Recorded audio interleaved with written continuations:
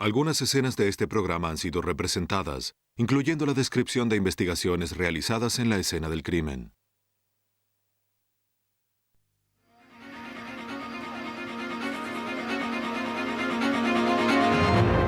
En Pensilvania, un caso de desaparición pronto se convierte en una investigación de homicidio.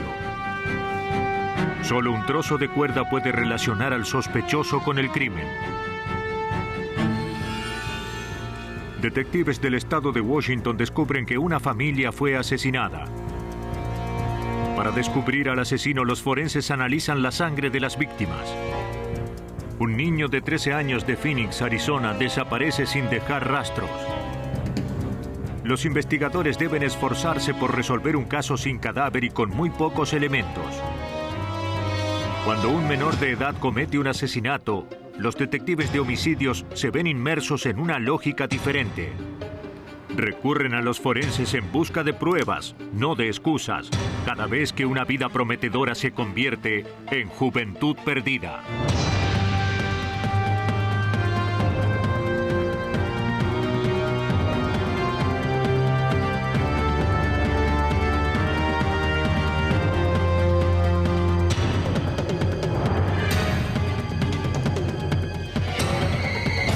Nuevos detectives.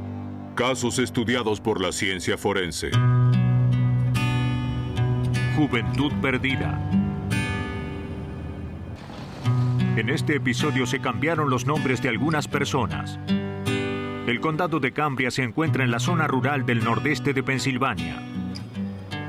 Es una pequeña comunidad donde no abundan los crímenes.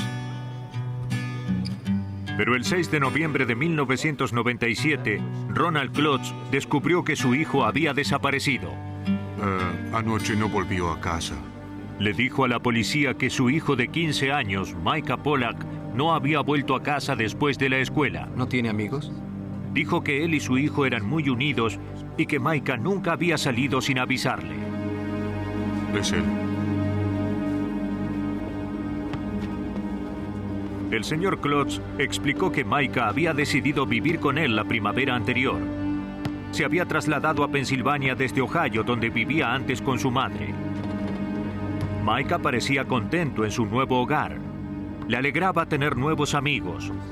La ex esposa de Ronald Klotz dijo que no sabía nada de su hijo, Micah Pollack, desde hacía algún tiempo. Si bien los adolescentes suelen irse de su casa, el detective Greg Butcher del Departamento de Policía de Pensilvania pronto descubrió que no era probable que ese fuera el caso de Micah. Cuando hablamos con sus amigos, dijeron que Micah no haría eso, que no se iría repentinamente, no tenía motivos para irse, y eso nos hizo sospechar. Los investigadores se enteraron de que el adolescente había empezado a salir con una compañera de la escuela poco antes. Cuando hablaron con ella, la joven dijo a la policía que el día que Micah había desaparecido, le había dicho que saldría a cazar con Andrew Callahan, de 16 años. Ella se sorprendió. Andrew Callahan era su exnovio y parecía estar celoso de Micah. Ella explicó que cuando rompió con Andrew, empezó a salir con Micah. Pero Andrew era muy posesivo y había amenazado a Micah más de una vez. Parecía que Andrew no podía olvidarla. Era muy celoso, era muy demandante y por lo que ella decía, la vigilaba todo el tiempo. Él no quería que la joven viera a nadie más. No estaba segura de si Micah había salido a cazar con Andrew ese día. Pasaron varios días sin que hubiera noticias del adolescente. Policías, amigos y vecinos organizaron búsquedas en los alrededores de la casa de Micah. Pero sus esfuerzos fracasaron. No había pistas sobre el paradero del joven. En un intento por obtener alguna pista, la policía empezó a detener a los conductores para preguntarles si habían visto a Micah. Si bien parecía en vano, el esfuerzo rindió sus frutos. Un hombre reconoció una fotografía del joven. El conductor había estado en la zona unos días antes y al pasar en su vehículo había visto a Micah con otro adolescente. Se dirigían hacia una mina abandonada. El joven que iba con Micah llevaba una escopeta al hombro. El hombre pensaba que el otro adolescente podría ser Andrew Callahan.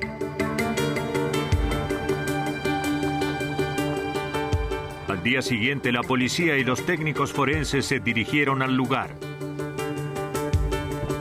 Fueron a la mina donde el conductor había visto a los dos jóvenes unos días antes. Las recientes lluvias dificultaban la búsqueda de pistas.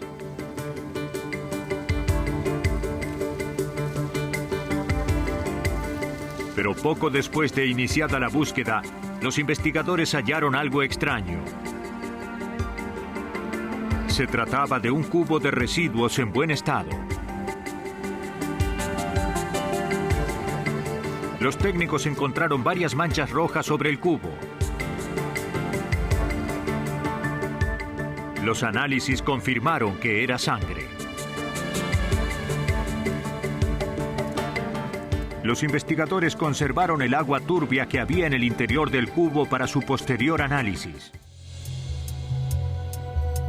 En el laboratorio policial del estado de Pensilvania, el criminalista Bruce Tackett primero tenía que determinar si las manchas de sangre del cubo de residuos eran de un animal o de un humano. Mediante una sustancia química que reacciona a las proteínas de la sangre humana tornándose de color rosado, Tackett determinó que era sangre humana.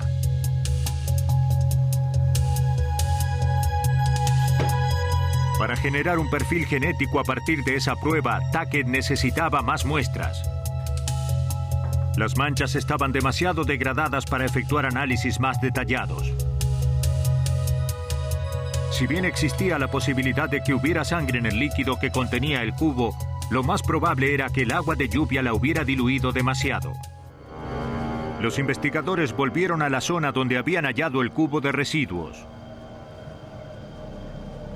Esta vez llevaron un perro rastreador.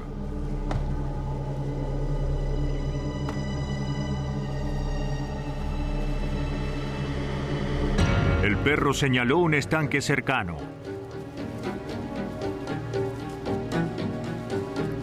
En una parte poco profunda, los investigadores hallaron el cuerpo descompuesto de un joven.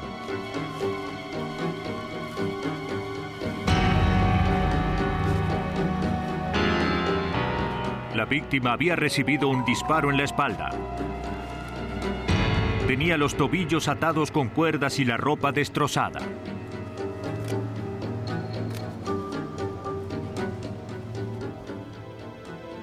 Mediante los archivos odontológicos, el forense confirmó que la búsqueda de Micah Pollack había llegado a un trágico final. Micah había muerto como consecuencia de un disparo a quemarropa de una escopeta calibre 12. Los investigadores se concentraron en la búsqueda del asesino. Esto no avanza. Andrew Callahan, de 16 años, la última persona a la que se había visto con Micah Pollack, era el principal sospechoso. En presencia de su padre, el joven se negó a contestar preguntas sin el asesoramiento de un abogado. Andrew, no tengo más remedio que detenerte. Si bien se trataba de un caso circunstancial, los investigadores detuvieron a Callahan como sospechoso de homicidio. Todo lo que digas será usado en tu contra en la corte.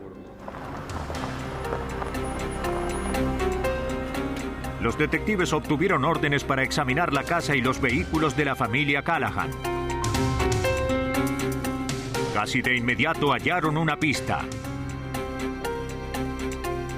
A medida que avanzábamos por la entrada, veíamos que algo colgaba de la parte trasera del vehículo cerca del paragolpes, y cuando nos acercamos vimos que lo que colgaba era una cuerda. Parecía ser el mismo tipo de cuerda con la que le habían atado los tobillos a Micah.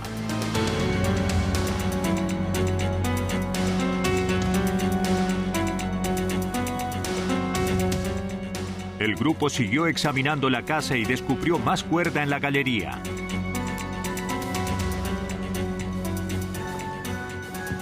En el interior de la casa hallaron 4 escopetas y un bolso con ropa de caza que pertenecía a Andrew. se envió todo al laboratorio policial.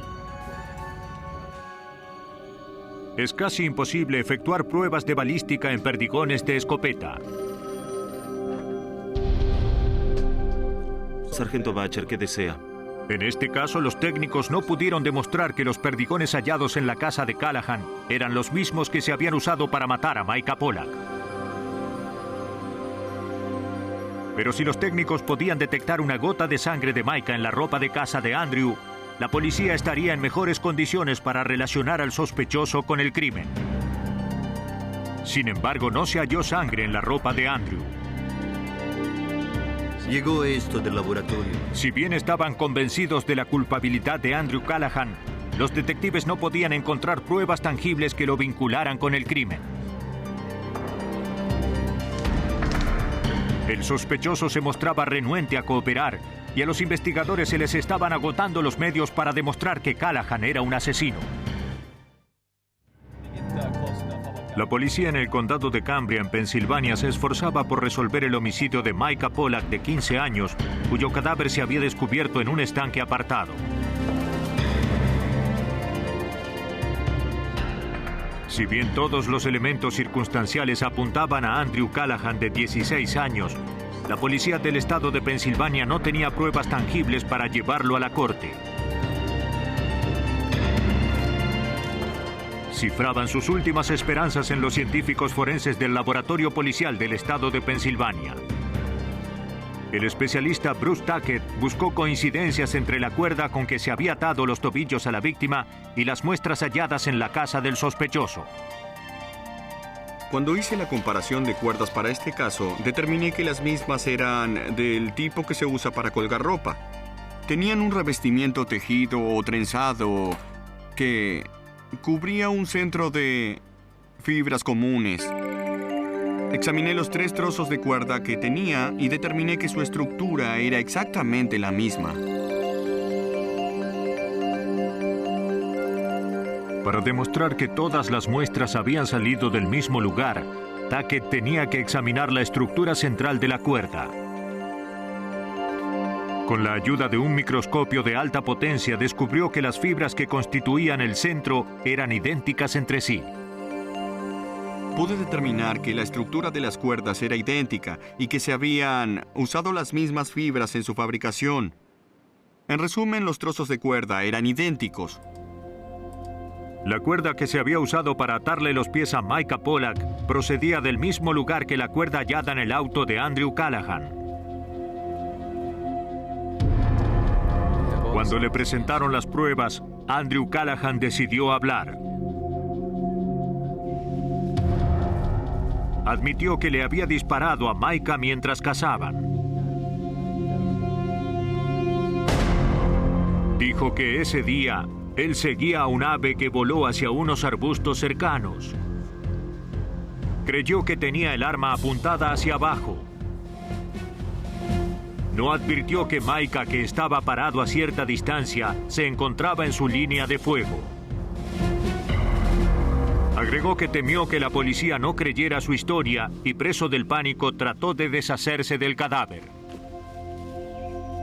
A los efectos de corroborar la versión del sospechoso, la policía analizó las pruebas en busca de respuestas.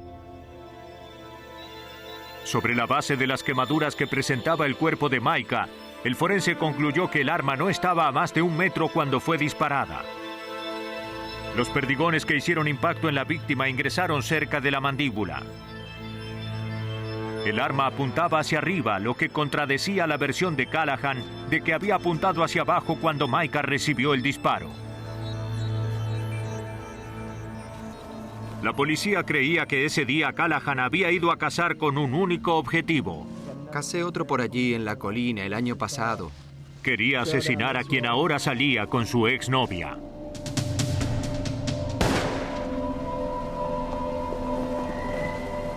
El detective de la policía del estado de Pensilvania, Greg Butcher, pensaba que tras el asesinato, Andrew había ocultado sistemáticamente todo lo que había hecho. Compró el cubo de residuos en una tienda y volvió al lugar del crimen. En algún momento también tomó un trozo de cuerda de su casa. llevó esos elementos al lugar del crimen donde estaba el cadáver.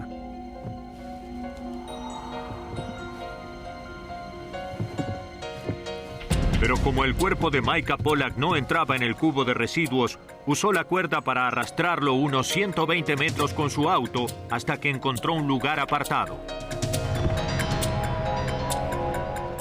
Se procesó a Andrew Callahan, de 16 años, como a un adulto.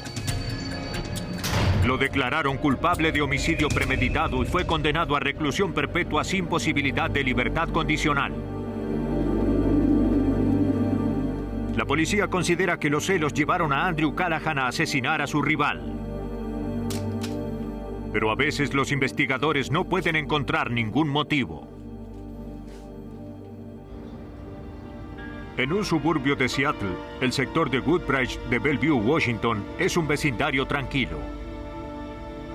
Aquí no abundan los crímenes brutales. La mañana del 5 de enero de 1997, un llamado de emergencia llevó a la policía de Bellevue a un parque apartado. Una persona que pasaba había descubierto el cadáver de una mujer joven. La víctima tenía una cuerda alrededor del cuello, por lo que era evidente que la habían asesinado. La policía empezó a buscar pistas que le permitieran identificar a la mujer. ¿No tenía ninguna otra herida? Cerca del cuerpo hallaron una chequera. La cuenta estaba a nombre de Karen White y tenía una dirección en San Diego. La policía de Bellevue empezó a examinar los archivos en busca de una Karen White que coincidiera con la descripción de la víctima. El detective de homicidios Jeff Gómez encontró una mujer de 20 años con ese nombre y descripción física que vivía cerca del parque donde se había hallado el cuerpo. Tras confirmar que se trataba de la misma Karen White cuyo cadáver habían encontrado, el detective Gómez asumió la penosa tarea de notificar a su familia.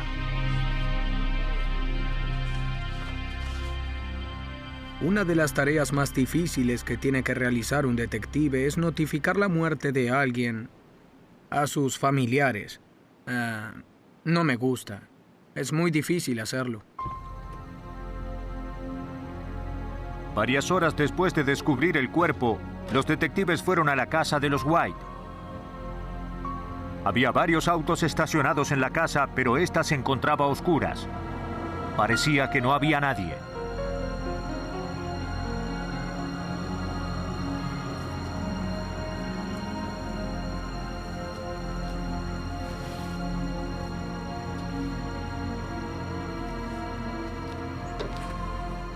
Los detectives descubrieron una puerta sin llave.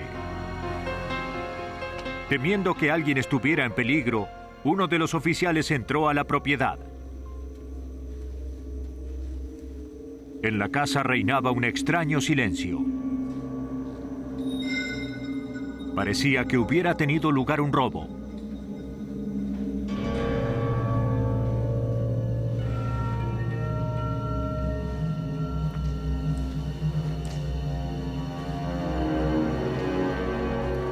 Como no encontró a nadie en el piso de abajo, el detective subió las escaleras.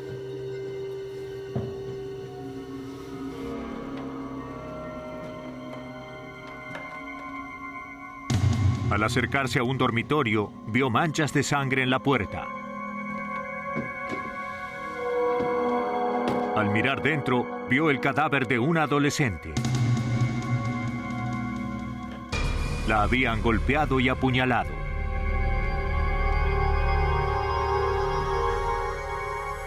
Gritó a su compañero que pidiera refuerzos.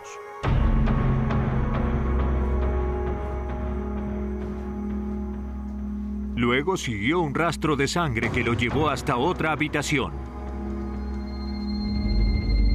Allí encontró otra escena aterradora.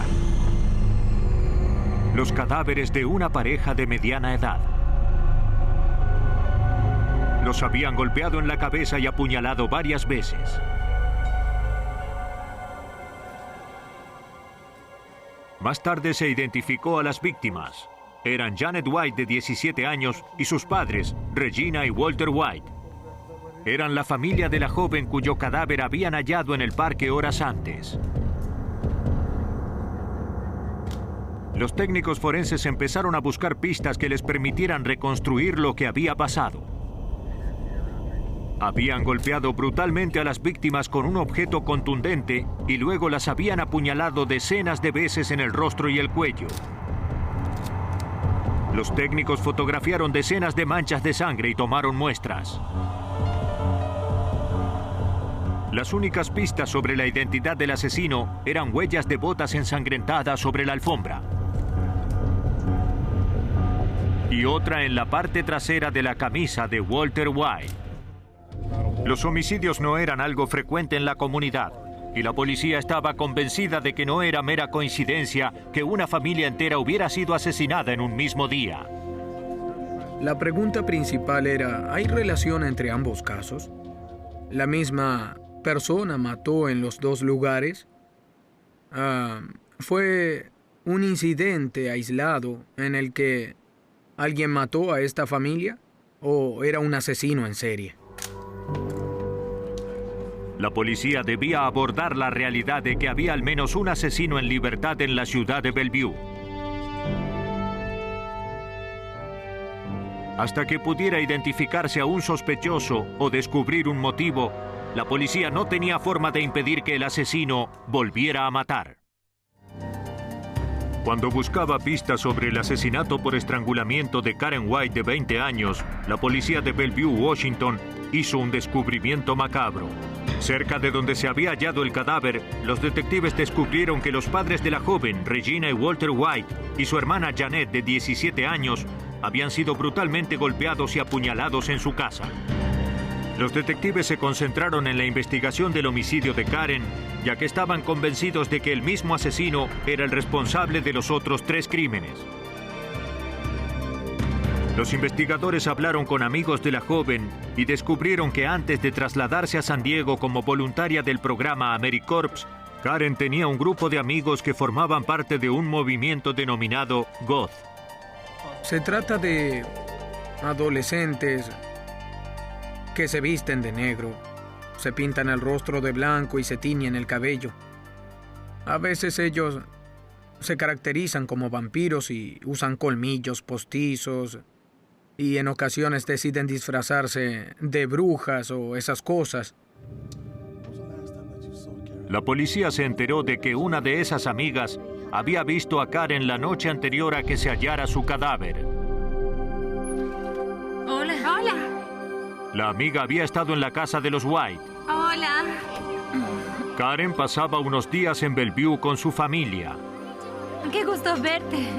Esa noche, Karen decidió salir a hacer unas compras de último momento.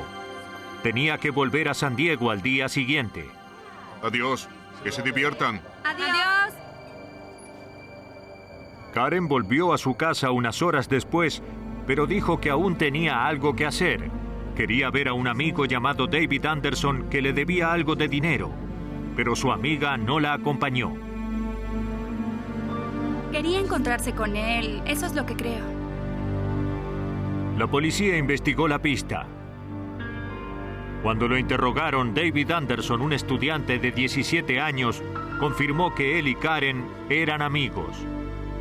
Pero dijo que no la había visto durante los días que ella había pasado en la ciudad.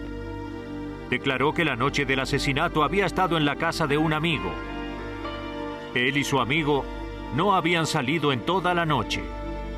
¿Tiene un par de botas? Cuando le preguntaron si tenía botas, Anderson contestó que sí, y se las enseñó al detective.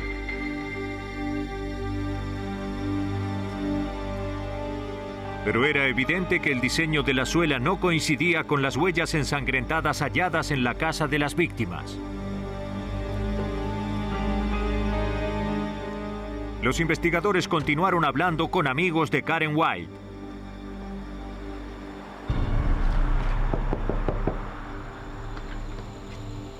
Una amiga creía tener información importante. Dijo que la noche de los asesinatos, David Anderson había estado en su apartamento junto con su compañero.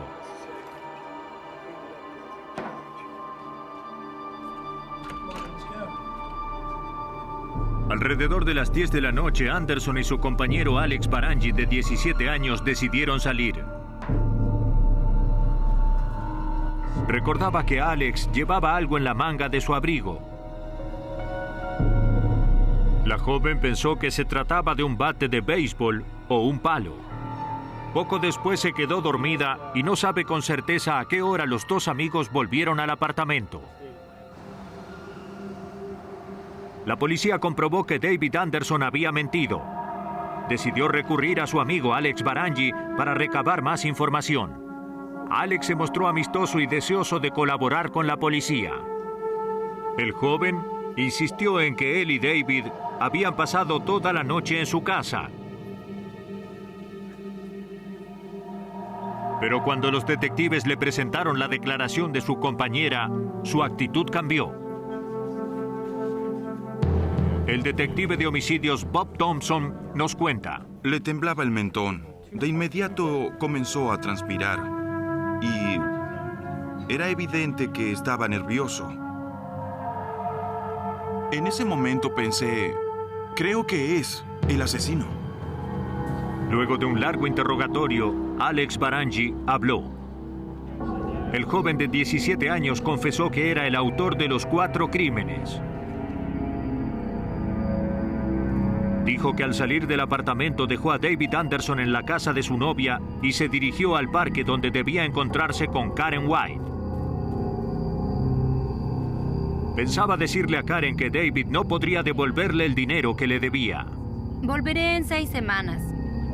Por el camino, decidió que quería saber cómo era matar a alguien.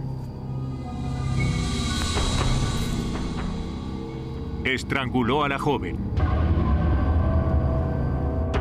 Temiendo que Karen hubiera hablado de sus planes con los padres, Alex fue a su casa, donde golpeó y apuñaló a toda la familia. Alex Barangi dijo que se había deshecho de las botas con las que había dejado las huellas que había en el lugar del crimen. Tienes derecho a guardar silencio. Alex Barangi fue detenido y acusado de los 4 homicidios. Si bien Alex había confesado, los investigadores sabían por experiencia que aún tenían que corroborar su declaración con pruebas científicas. Y creían que no había actuado solo.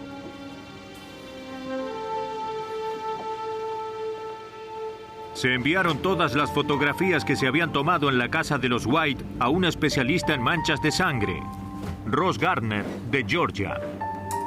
Garner trató de reconstruir el triple homicidio y empezó a estudiar las manchas de sangre.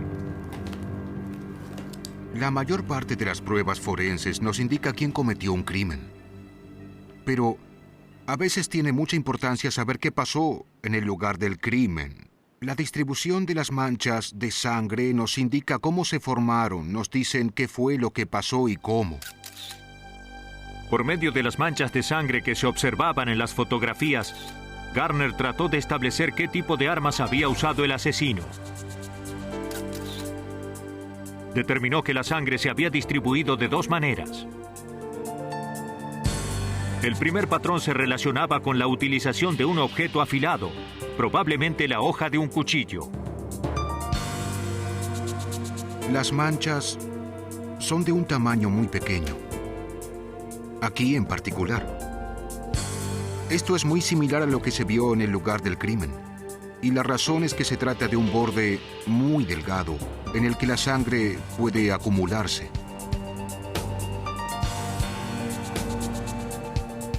Un instrumento más grande y contundente produjo el segundo patrón de manchas de sangre que Garner identificó. Cuando observamos manchas de sangre producto del uso de un palo o un puño o algo así, se ve un tipo de distribución muy diferente. Lo que se observa son manchas más grandes, de mayor volumen y que se extienden en una zona más amplia.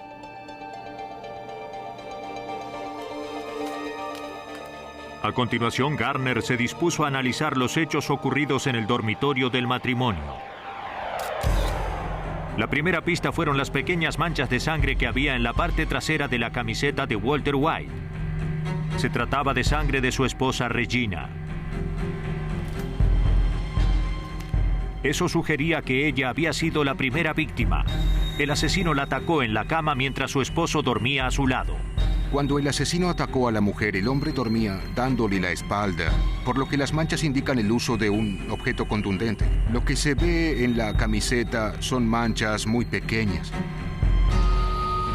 Para entender qué pasó luego, Garner ingresó en una base de datos las coordenadas de todas las manchas de sangre halladas en la habitación. Luego usó un programa especialmente diseñado para usos forenses. La ubicación y distribución de la sangre del hombre junto a la cama sugerían que lo habían atacado con un cuchillo cuando intentó incorporarse. Hay un rastro de sangre desde ese lugar hasta los pies de la cama, donde finalmente quedó el cuerpo. Había más sangre del hombre en las paredes, lo que indicaba que lo habían atacado una segunda vez. Las manchas eran producto de un cuchillo y de un objeto contundente. Luego combinamos las manchas halladas en ese sector y lo que allí surgió, la única explicación es que mientras se producían esas manchas allí, del otro lado alguien estaba usando un objeto afilado. Las manchas indicaban que el agresor estaba de frente a la víctima cuando lo golpeó con un objeto contundente. Eso hizo que la sangre se distribuyera de determinada manera. Pero Garner no encontró manchas de sangre en la superficie de un sector de la pared. La única explicación era que había un segundo atacante parado ante esa pared. Finalmente, las manchas de sangre indicaban que Janet, de 17 años, había entrado al dormitorio de sus padres donde la habían atacado y luego arrastrado hasta su habitación. El análisis de Garner corroboraba la confesión de Alex Barangi, pero con una excepción. No había actuado solo. Bob, soy Russ. Y los investigadores creían que Alex protegía a su amigo David Anderson. La policía obtuvo una orden para examinar el vehículo que David Anderson había conducido la noche de los asesinatos. Hallaron cuerda en el asiento delantero. Los forenses concluyeron que se trataba del mismo tipo de cuerda que se había usado para estrangular a Karen White, que tenía 20 años.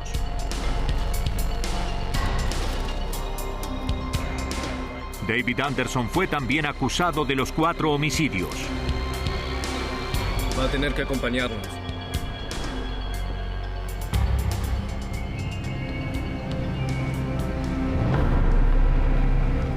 La policía creía que después de asesinar a Karen White en el parque por una curiosidad morbosa, David Anderson y Alex Barangi se dispusieron a matar a toda la familia de la víctima.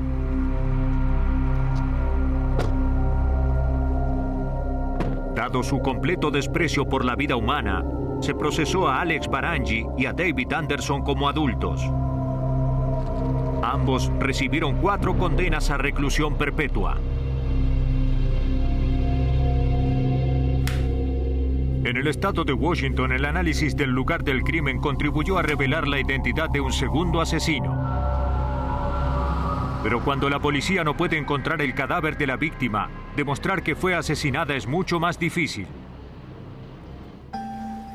A última hora de la tarde del 10 de noviembre de 1995, Rhonda Michie llegó al departamento de policía de Phoenix para denunciar la desaparición de su hijo. No sabía nada de su hijo Brad, de 13 años, desde hacía casi 12 horas. Si bien Brad era un hijo afectuoso y responsable, parecía estar atravesando por una etapa de rebeldía. De hecho, lo habían reprendido poco antes y se suponía que debía volver a su casa al salir de la escuela. Adiós. Tras despedirse de él por la mañana, Rhonda, que era madre soltera, se había ido a trabajar. Más tarde se enteró de que ese día no había clases. Le dejó un mensaje a Brad y se comunicó con varios de sus amigos. La madre desesperada buscaba infructuosamente alguna información, pero su hijo no la llamó y sus amigos no lo habían visto ese día. La detective Sally Dillon aceptó hacerse cargo del caso. Era optimista. Pensaba que todo se solucionaría rápidamente. Pensábamos que el niño se había escapado de su casa, que estaba con algún amigo y que ya volvería. La policía de Phoenix distribuyó fotografías y la descripción del niño desaparecido. Pero nadie pudo brindar información sobre su paradero. Se organizó una búsqueda en las zonas desérticas y montañosas de las afueras de Phoenix, pero no dio resultado. Brad Hanson parecía haber desaparecido sin dejar rastro. La policía de Phoenix, Arizona, seguía buscando a Brad Hanson, de 13 años, cuya desaparición había denunciado su madre. Cuidado con la bicicleta. Sí, mamá. Al no encontrar ninguna pista sobre el paradero del niño, los detectives empezaron a interrogar a sus compañeros. La novia de Brad, Jennifer, dijo que el día en que desapareció, ella había ido a la casa de un amigo. Brad había dicho que iría. Pero cuando Jennifer llegó a la casa de su amigo Jeremy Buck, le dijeron que Brad ya se había marchado. Había olvidado su gorra de esquí favorita. Entonces la joven advirtió que había un hoyo en la pared de la cocina. Se me escapó un disparo por accidente, se asustó y se fue. También había una mancha rojiza en el suelo. Jeremy Buck, de 13 años, le dijo a Jennifer que él y Brad habían jugado a policías y ladrones con las armas de su padrastro. Jeremy dijo que sin saber que las armas estaban cargadas, Brad había disparado contra la pared. La mancha que había en el piso, dijo, era salsa de tomates. Jeremy le dijo a Jennifer que una vez que el arma se disparó, Brad se había ido de la casa por temor a tener problemas. No sabía a dónde había ido Brad y no había vuelto a saber nada de él. Jennifer tampoco sabía nada. Los investigadores acordaron una entrevista con Jeremy Buck y su padrastro. Jeremy contó la misma historia que había relatado a su amiga Jennifer.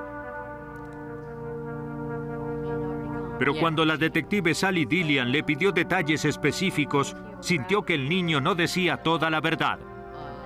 Había partes de la historia que probablemente eran verdad y otras en las que no era tan seguro.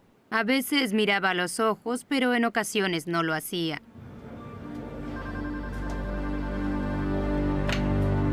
¿Homicidios, Dillian?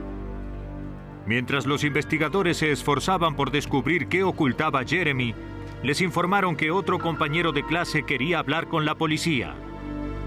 En la oficina del director de la escuela, la policía interrogó a uno de los amigos del niño desaparecido. Este creía que Jeremy Buck le había hecho algo malo a Brad Hanson. Toda la escuela sabía que Brad y Jennifer eran novios.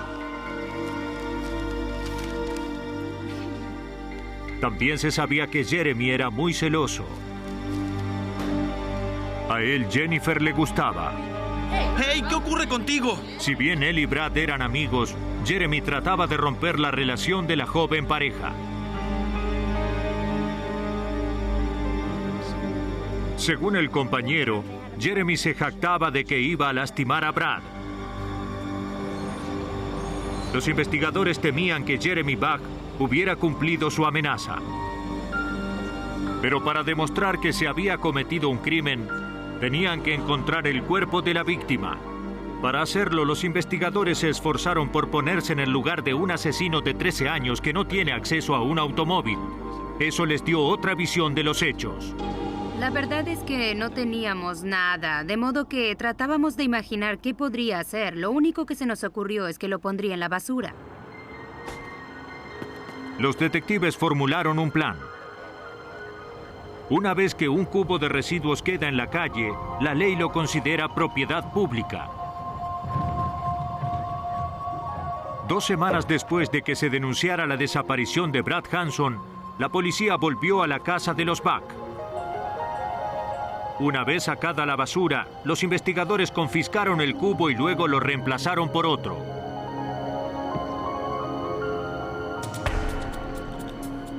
Trasladaron el cubo a una sala de pruebas adecuada. la detective Dillian se comunicó con los forenses del laboratorio policial de Phoenix.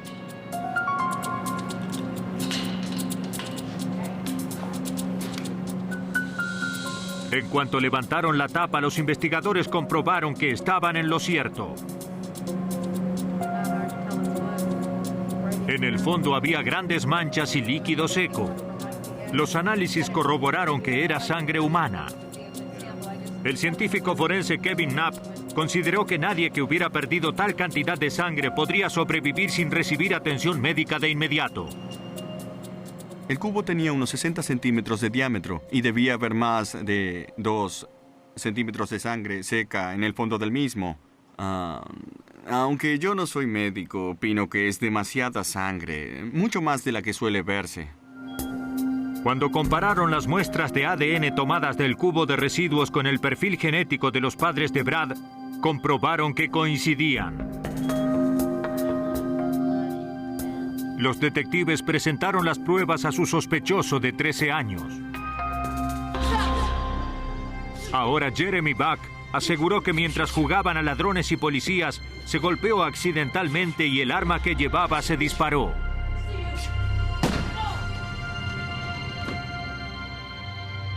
Brad Hanson salió despedido contra la pared. No se dio cuenta de que tenía el dedo en el gatillo.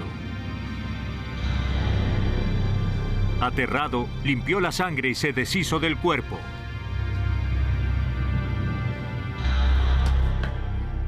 Estaba herido. Los investigadores consideraban que la historia de Jeremy no era creíble. Dijo que cuando la bala alcanzó a Brad, este salió despedido contra la pared. Bueno, es muy raro que alguien salga despedido. Eso solo pasa en las películas. Por lo general, cuando una bala alcanza a una persona, esta se cae. Por eso pensábamos que Jeremy no nos estaba diciendo la verdad. De alguna manera pretendía confundirnos. Los detectives volvieron a la casa de los Buck con una orden de registro.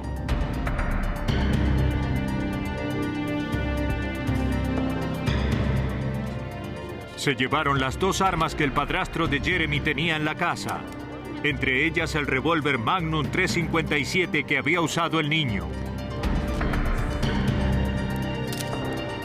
Si bien los investigadores hallaron rastros de sangre de Brad Hanson en la cocina, no había pruebas para refutar la versión de Jeremy de que se había tratado de un accidente. Mientras los investigadores no pudieran hallar el cadáver de la víctima, sería difícil demostrar que lo habían asesinado.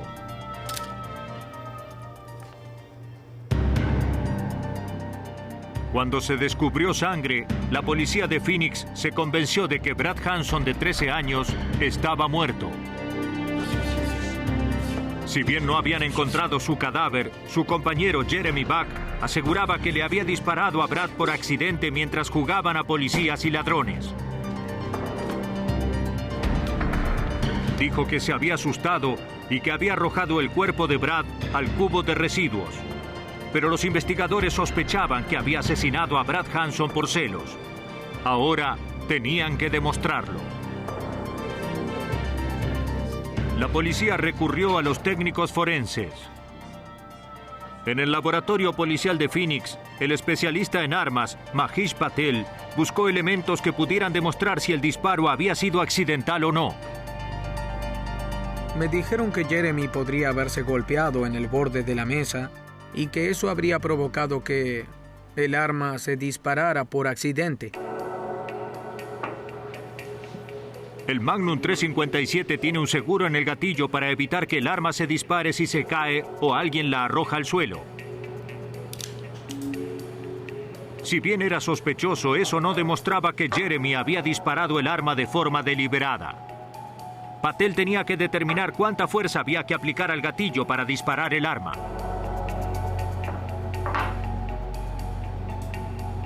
Lo que hacemos es usar pesas y colgarlas del gatillo. Seguimos agregando peso hasta que el arma se dispara. Eso nos indica cuánta fuerza se necesita para un arma en particular.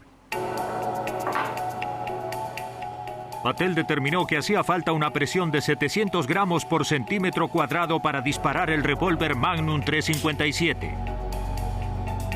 concluyó que un golpe accidental no habría bastado para hacer que el arma se disparara. Las pruebas indicaron que Jeremy Buck había disparado de forma deliberada. Tienes derecho a guardar silencio. Jeremy Buck, de 13 años, fue detenido y acusado de homicidio.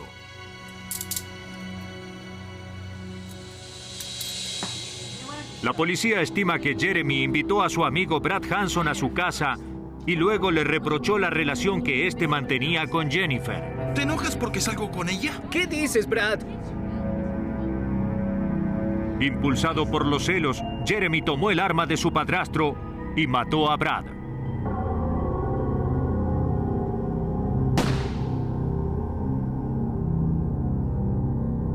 Jeremy Buck, la persona más joven que fue procesada como un adulto en el estado de Arizona, fue declarado culpable de homicidio en segundo grado y condenado a 22 años de reclusión. Nunca se halló el cadáver de Brad Hanson.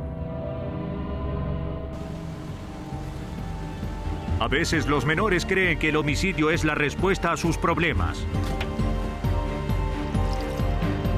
Cuando eso pasa, investigadores y científicos forenses deben concentrarse en los hechos que pueden convertir los sueños de un futuro promisorio en la realidad de una juventud perdida.